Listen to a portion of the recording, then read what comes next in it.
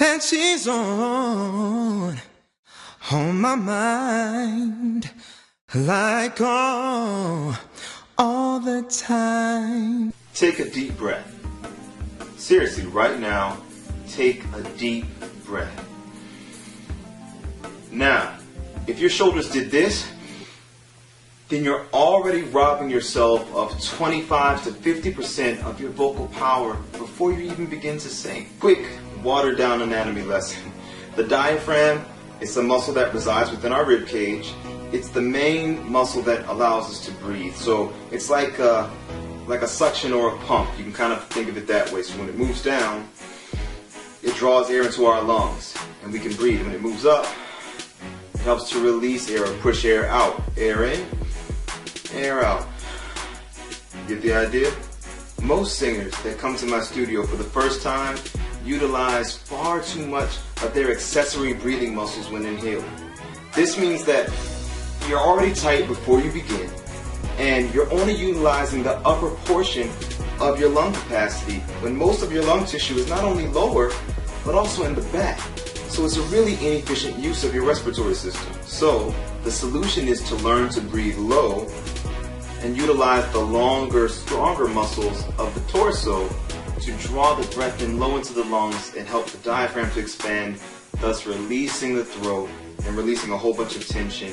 And eventually we can utilize this to also lower our larynx and release that as well, giving us more space and more vocal freedom and blah blah blah. One important note is that the goal right now is not necessarily to strengthen the diaphragm. The diaphragm has been working for as long as you've been born. It's the only way that we can breathe. So all breathing is diaphragmatic in the sense that the diaphragm has to move in order for us to breathe. So when we inhale, the diaphragm moves down, helping to draw air into the lungs. When we exhale, the diaphragm moves up. That action is happening 24/7. So the goal is to maximize the diaphragm's movement and to free it, to liberate it. Because for most people, the diaphragm doesn't move as much as it should. So by training the muscles that surround it, we can open the body up and allow for the full release of the diaphragm.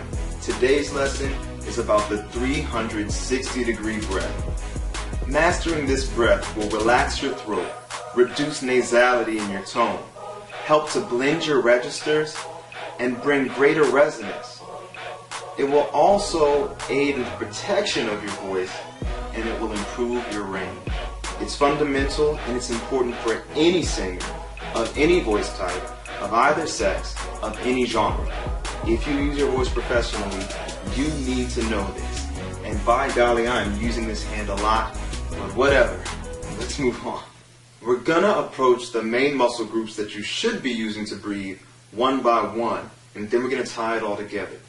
If you practice this every day, it can become a permanent natural habit that you won't have to think about while singing. Let's start with the abdomen. I'm going to turn to the side so you can get a better look, but you could just stay where you are. We're going to put our hands on our stomach, and instead of breathing like this, I want you to try to focus your breath to make your hand move forward like this. And then just let the breath out as normal. But I want you to really try to focus your breath and control it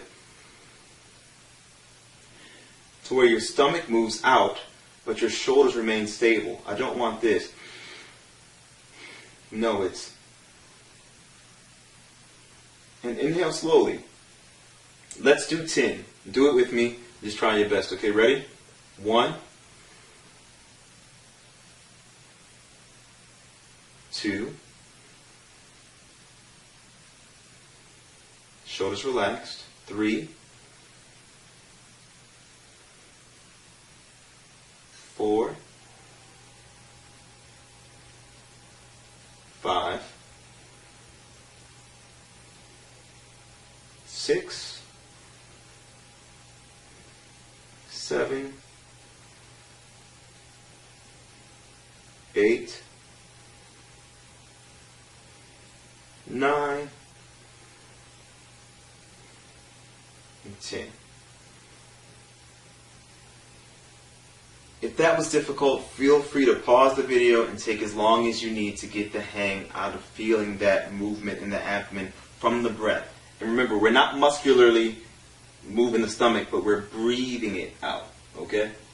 Now, the whole stomach belly breathing thing is very normal amongst voice teachers and vocal students, and if you've taken voice lessons before, you've probably heard of it. But what often goes unnoticed is the back. It's just as important, if not more important. The back muscles have to release in a fashion similar to the abdominal, so you want to get a movement there. This will help to immediately release the throat, and it also helps to release the diaphragm fully. It can be a lot more difficult than the abdomen, but be patient with yourself and practice. Apply some pressure with the palms of your hands on the kidney area, and give yourself a focal point. Try to inhale against the pressure of your palms. So if you press in, well, not like that, but press in and try to inhale your palms off of you. Let's do 10. Ready? It helps if you kind of hunch over a little bit. Of course, this is horrible singing posture, but for the sake of trying to get this breathing thing down, you can hunch over a little bit. Think like an old man with a cane kind of thing. And 1, 2, 3, 4, 5, 6, 7, 8, 9, 10. Now, for you that might have been too fast, and that's okay. But just like I said with the other one, pause it, take your time, get the most out of that back breath. It's very important. Take as long as you need. The inhale can be much slower, like,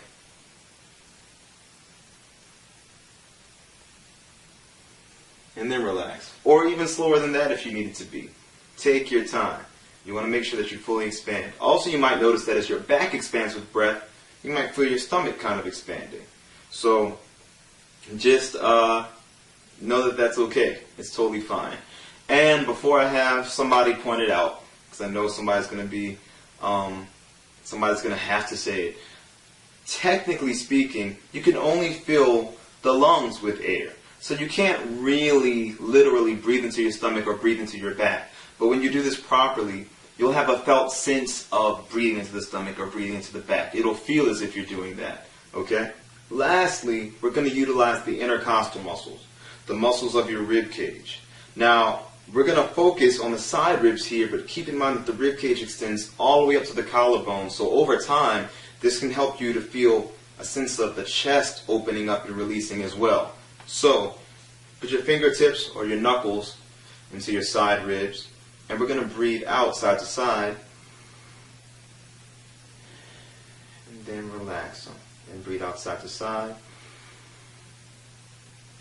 and relax. And people always ask, is it okay if one rib goes out more than the other? That's typical, but eventually over time, you should start to feel like they both do that. This is so important too because the diaphragm attaches directly to the insides of the ribs. So in order for the diaphragm to fully release, the rib cage has to open up and be free and flexible. Okay? So here or here, whatever's most comfortable. But let's do 10. Ready? And 1. Release. 2. 3. 4. 5. 6. 7. 8. 9. 10. Excellent. Now you might notice that when we fully expand the ribs, the stomach might draw in a little bit. That's okay for this part of the exercise.